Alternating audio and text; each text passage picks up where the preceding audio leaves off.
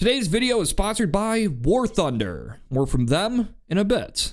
Things aren't going so well for Xbox, but I probably didn't need to tell you that. The box itself is not selling all that well, and while Microsoft doesn't actually say how many units they do sell, we know that from Take-Two, the guys who make GTA, say that it's only sold like 2 million units in the past 12 months. That might not sound too bad, but keep in mind, Sony sold 4.5 million PS5s in the first 3 months of the year. Ouch! There's been reports that in select regions like the UK and Middle East that stock is running out on boxes, but it's not probably because the thing is just selling so well. It's probably that Microsoft hasn't bothered to make any more for these regions in a while because it sold so poorly. But of course, console sales aren't the be-all end-all metric for success, right? What about software and services? Well, Xbox content and services revenue went up 2%. That's great. Except this was the quarter where Microsoft released Call of Duty on Game Pass for the first time. The big heavy hitter, the big killer app, the big thing that would change all of Microsoft's fortunes. And all it did was make revenue, not even profit, go up 2%. I don't like to be sensationalist. I don't like to say this brand is dead just because it had a bad quarter. But things are really not looking good for Xbox. Like, really not looking good. War Thunder is the most all-around comprehensive vehicle combat game ever developed. It's available right now to play for free on PC, consoles, and mobile devices. Control over 2,500 tanks, planes, helicopters, and ships from 10 major nations. Vehicles spanning decades of technological development, all the way from the armored cars and biplanes of the 1920s to the fighter jets and battle tanks of the modern day. Each vehicle is modeled down to its individual components with intricate detail. Engines, weapon systems, fuel tanks. It's all susceptible to damage just like you would expect from their real-world counterparts. The game's realistic visuals and graphics, authentic sound effects really make it feel like you are at the center of the action. So go play War Thunder now for free on PC, PlayStation, Xbox, or mobile devices. Use my links in the pinned comment or video description to sign up. New players and those who haven't played in 6 months will also receive a massive bonus pack on PC or consoles that includes multiple premium vehicles, the exclusive vehicle decorator Eagle of Valor, 100,000 Silver Lions, and 7 days of premium account. It's only available for a limited time, so don't miss out.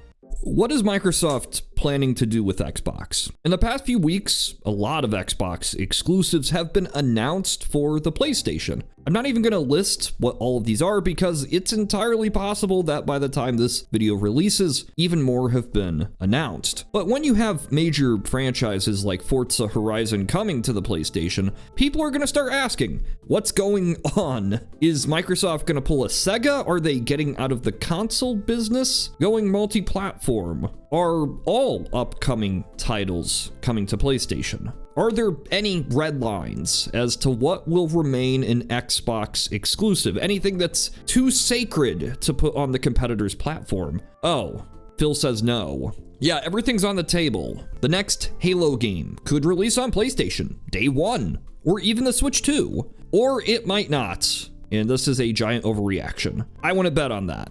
Quick disclosure, yes, Microsoft said they're making another game console, but we actually don't know what kind of console that might be. Since Phil said the Xbox Series X and PS5 are too similar, this tells me that they're probably not going to make another $500 box that just tries to squeeze as much power and performance as they can out of it. Something to compete with a PlayStation 6. I mean, they could just be making a handheld, or a cloud streaming device, or a Lenovo PC with an Xbox logo slapped on it. We don't know. A lot of you might be asking, why is Microsoft doing this? I thought they were rich. They have so much money. Xbox has Game Pass cash. Why just abandon all of this? This ecosystem they've built up for over 2 decades. Or some of you might be saying, who cares about a few old games coming to another box? They probably just want to make more money selling these titles on other platforms. And the thing is, well, it's complicated. Okay, quick recap. Ever since Microsoft announced it was buying Activision, I have made a lot of videos about the company because it was just such an odd decision. Most people's biggest question was why? Why would they do this? Why is a multi-trillion-dollar corporation investing so much money into its gaming division, whereas before they've kind of treated this like a weird experiment? Countless times we've heard stories that Microsoft themselves considered shutting down Xbox entirely. So why spend this much money on the biggest publisher around? More money than the entire Xbox division would even be worth. It's not like Xbox is essential to this company's success. We don't know if Xbox as a division really makes a substantial profit. Microsoft has always been unwilling to disclose exact sales figures and rarely shares valuable metrics to give any indication to investors whether Xbox is heading in a good direction. Not that any of this would matter though, because the Xbox division is so insignificant within Microsoft that investors usually don't seem to care what would happen to it. In fact, over the years, some have even asked Microsoft to just get rid of the whole thing. Why is this massive tech conglomerate that has an emphasis in AI and the cloud focused on consumer electronics and gaming? These are the questions that shareholders ask. Over time, we started to get more answers as to why Microsoft probably bought Activision. For one, Activision was going through rough times. The board was willing to sell, and if Microsoft didn't acquire them, Amazon or Google or Meta might try to do it. Microsoft feared that if one of these corporations acquired the largest Western third-party publisher in gaming, they could leverage the popular properties and titles from Activision Blizzard as exclusives for their own platforms, specifically to bolster their cloud streaming platforms. Yes, Microsoft, along with the rest of big tech, was 100% convinced that the future of gaming was the cloud. They believed that by getting rid of any barrier of entry, such as buying new hardware and simply streaming games to smartphones and TVs, they could increase their user base from tens of millions of customers to billions of customers. In hindsight, this was silly. There are billions of people willing to play video games, yes, but these people are playing simple titles that already run on smartphones. There is no evidence that billions of people around the world would ever be willing to play these more complex games that often require a controller just to make them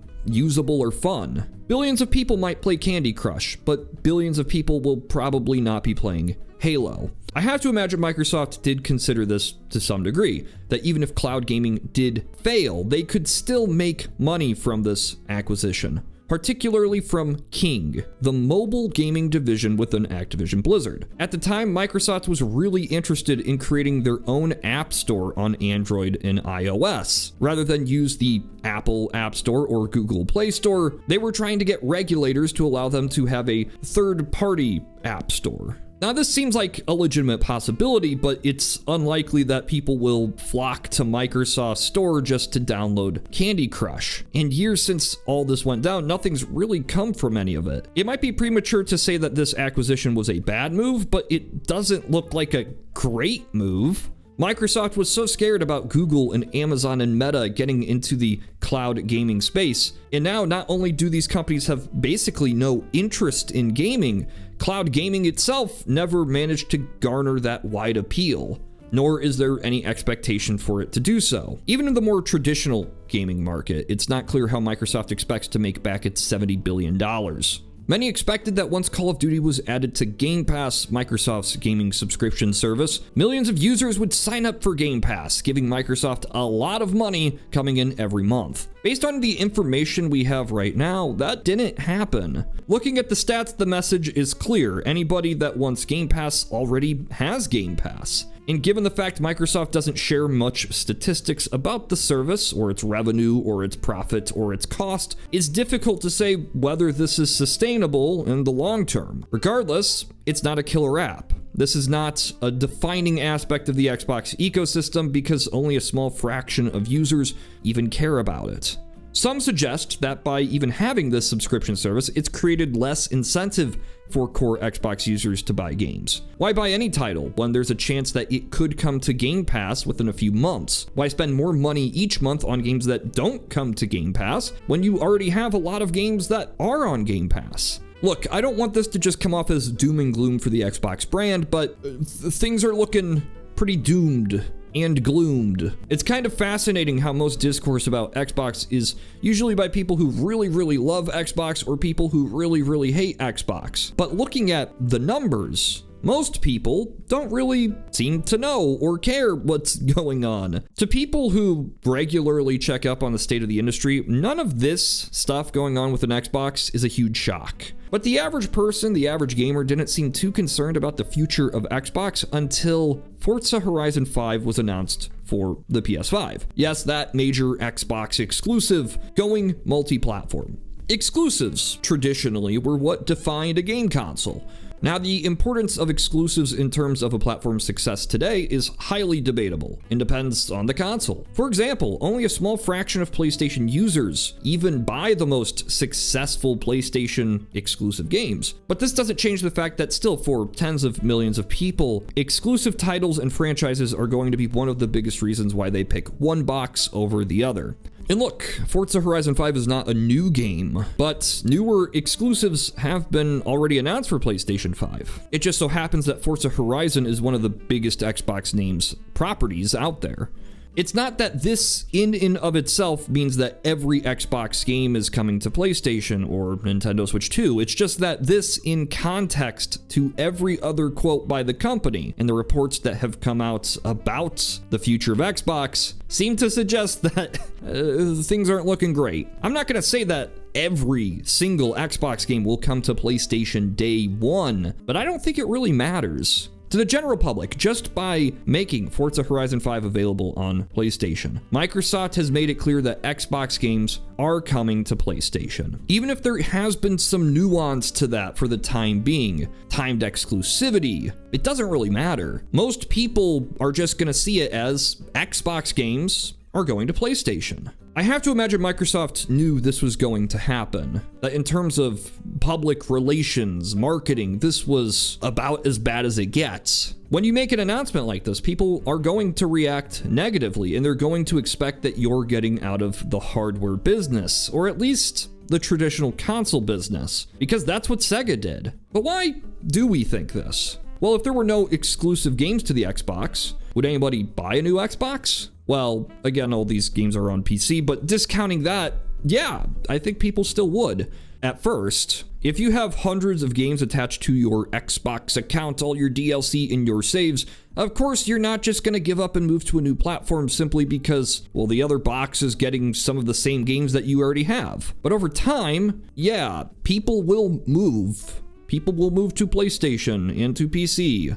Word gets out that Xbox is putting its games on PlayStation. That creates a sense of fear that Microsoft is getting out of the hardware business, because why would they do this otherwise? And over time, people become more hesitant to buy games on the Xbox ecosystem, to buy new Xboxes, because they're not convinced that it's staying around. By the next generation, I'm sure way more people will just go and buy the PlayStations. For a time, a lot of people within the Xbox community actually thought this wasn't going to be a problem. They thought that Game Pass would be that killer app. But again, based on the launch of Call of Duty and how it's barely seemed to affect Game Pass subscription numbers in any substantial way, I get the feeling that this Game Pass is not going to keep people on Xbox. So yeah, in my opinion, I do think that in the future, nearly all Xbox games could go to PlayStation or Nintendo. They could be timed exclusives at first, and then over time, day-and-day releases. Yes, I actually do think that the next Halo would probably launch on PlayStation as soon as it launches on Xbox. And Microsoft will undoubtedly attempt to shift the narrative here as them being pro-consumer, which, yeah, they are. Of course it's better to put all your games on other platforms, but that's not why Microsoft is doing it.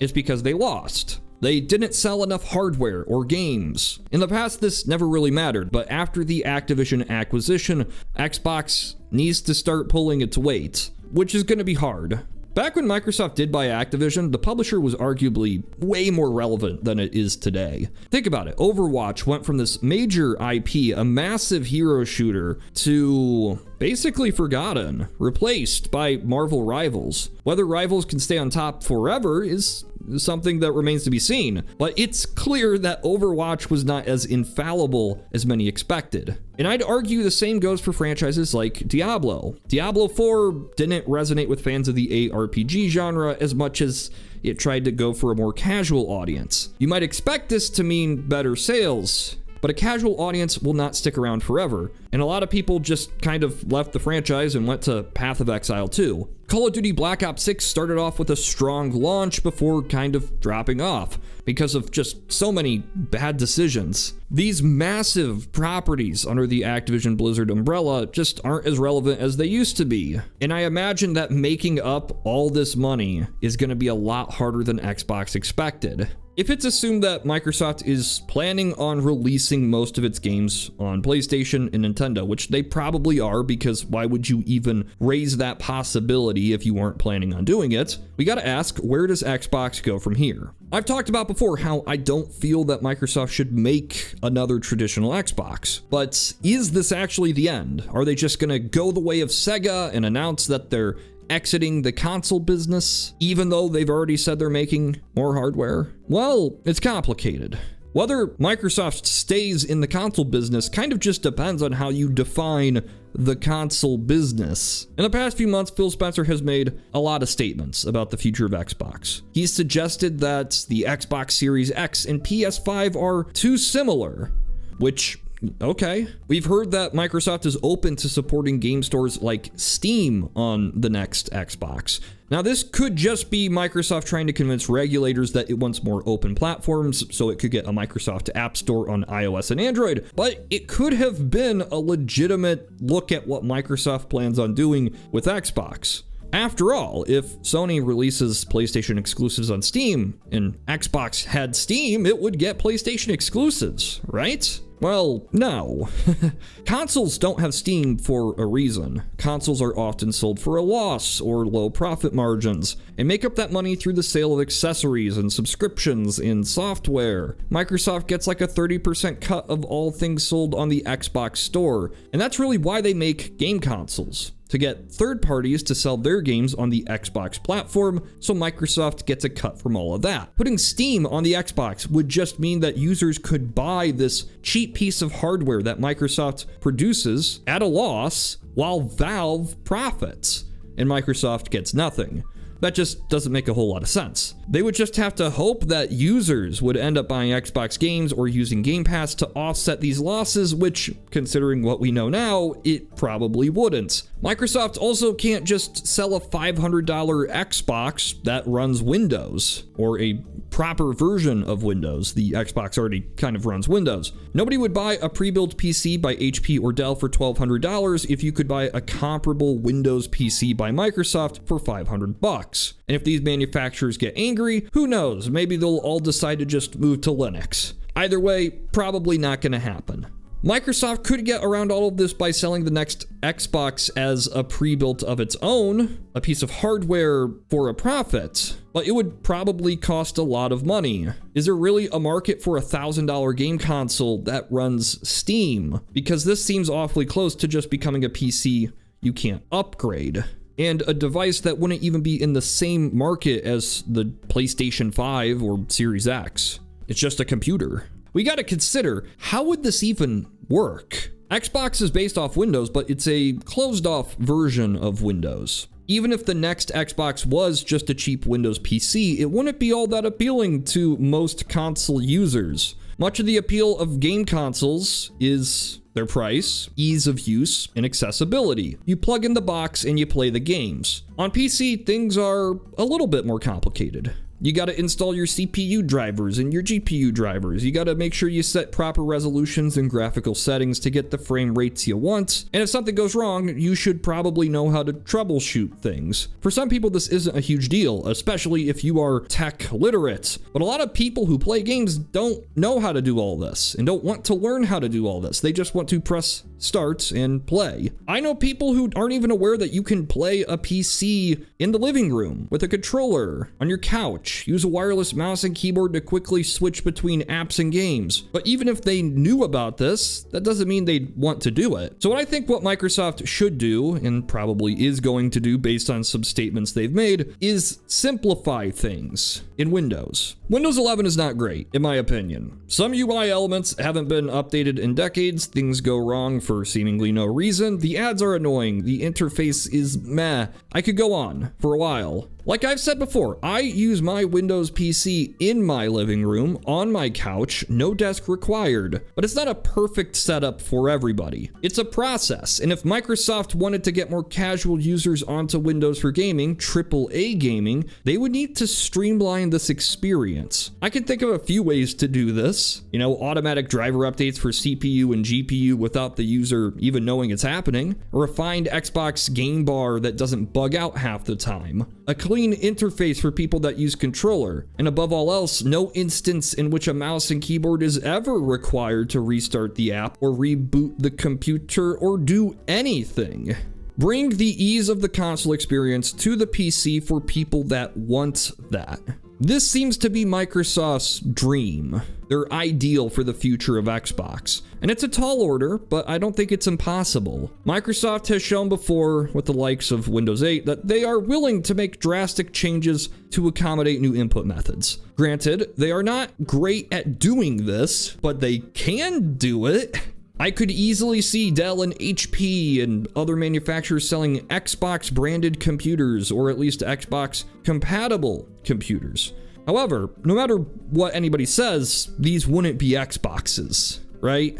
Okay, so sometimes when you buy a game on Xbox, you instantly get access to that game on both Xbox and Windows PC. Your saves can carry over to the other platform and you switch between the two all you want. But for most games, this doesn't happen. Even on a lot of Microsoft published games, or games owned by Microsoft like Activision Blizzard, this just doesn't happen. Buying it on Xbox does not entitle you to owning it on the PC. Now, I'm sure Microsoft could fix this for their own games if they really wanted to, but they can't change the rules of how previous games were licensed. Like, just because you bought a copy of Skate 3 on Xbox 360 doesn't mean you get a license to run an emulated PC copy of it if Xbox decides to move to Windows. If Xbox just became a PC, most Xbox users would find their libraries wouldn't work on the new hardware. It simply wouldn't be backwards compatible with most older games, and this would be a mess. Now, there's a few ways to fix this. I'm not a legal technical expert in this field, but maybe you could run a specific version of the Xbox OS on a specific proprietary Xbox that Microsoft makes that also happens to be a PC. Maybe people have to dual boot into a different OS. I don't know. Some games you could probably just stream, but it would still take a lot of time for Microsoft to get the licenses to everything. But yeah, this would cause quite a backlash. There's another alternative as well. Don't even bother with the Windows part. Just take the Xbox Series S, the inexpensive and less powerful hardware that all current generation games that run on the Series X are required to run on, and shrink that down to portable form factor. In a few years, this should be feasible. A lot of people have speculated that the Xbox handheld that Microsoft has talked about runs on Windows, as they constantly reference other Windows handhelds, and that's possible. But what if it's really more like a traditional Xbox, just a handheld Xbox? What if the next Xbox is actually two things? What if there's a handheld that runs older Xbox titles, games that run on the Series S and Series X, continues to get current generation releases, but really functions as a stopgap while Microsoft is trying to work on a new interface, set of minimum specifications for PC, and try to get people over to that platform, to Windows? It sounds complicated and kind of like a losing strategy at first, but the more you think about it, it starts to sound like a pretty decent idea if they can pull it off. Okay. I've seen a lot of people say that Microsoft is actually pulling a 200 IQ play here, that they're actually way ahead of the curve by getting out of the console market. See, the number of people playing game consoles today is roughly the same as it was 2 decades ago. Kind of. Investors demand growth above all else, not just profit. So to get around this issue, we've seen console manufacturers push for subscription services, microtransactions, but this might not be enough forever. In 10 or 20 years, as younger generations become more interested in mobile gaming as opposed to console gaming, maybe the whole industry will collapse, and there might be no place for a traditional game console at all. And look, that's possible, honestly. It could happen. Probably won't. Even if these things stop seeing growth, that doesn't mean they're just going to cease to exist. I mean, the PS5 still sold pretty well, you know? Sony makes a lot of money by selling not just their own games, but games from other publishers on the PlayStation Store. They get a cut every time somebody buys anything, from a new title to microtransactions. They want to bring people into the PlayStation ecosystem to play on their boxes, to buy their accessories. This is how the console strategy has always worked, and it probably will work for the foreseeable future. Sure, even Sony started releasing select titles on PC, and this could be a way to create growth. Some have even argued it's a risky strategy that could devalue the PlayStation ecosystem, but it hasn't. PCs and consoles just aren't really competition. Like, if you own a PC, think about it. If your PC rig can run PlayStation games well, you're not going to abandon PC gaming in your Steam account just to go buy a PlayStation 5 and then suddenly buy every game on the PlayStation Store. Just because I loved Astrobot doesn't mean I'm gonna buy the next Monster Hunter on PlayStation 5. There is a future for the console industry, even if it's not growing as much as, you know, it could.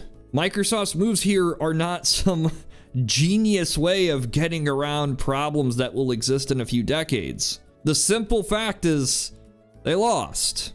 With that said, I still think Microsoft has an obligation to continue supporting the Xbox ecosystem. I think a moral obligation to release another Xbox, a proper Xbox, because they've spent decades building this whole platform up, this ecosystem up, getting people to spend all their money on this thing. And to just abandon it now and hope that people are okay with moving to a handheld or the cloud or PC, that is going to be a bitter pill to swallow. It's gonna burn a lot of bridges. In the past, a lot of what I've talked about here has just been speculation, and it still is. But rather than being based on credible leaks and rumors, we're at a point where Microsoft's actions and the statements made by Phil and others only reinforce all of this. So yeah, I don't think Xbox is getting out of the console business right now, as long as you consider the handheld a console. And if we're only talking about like the next 3 years or so, I don't know.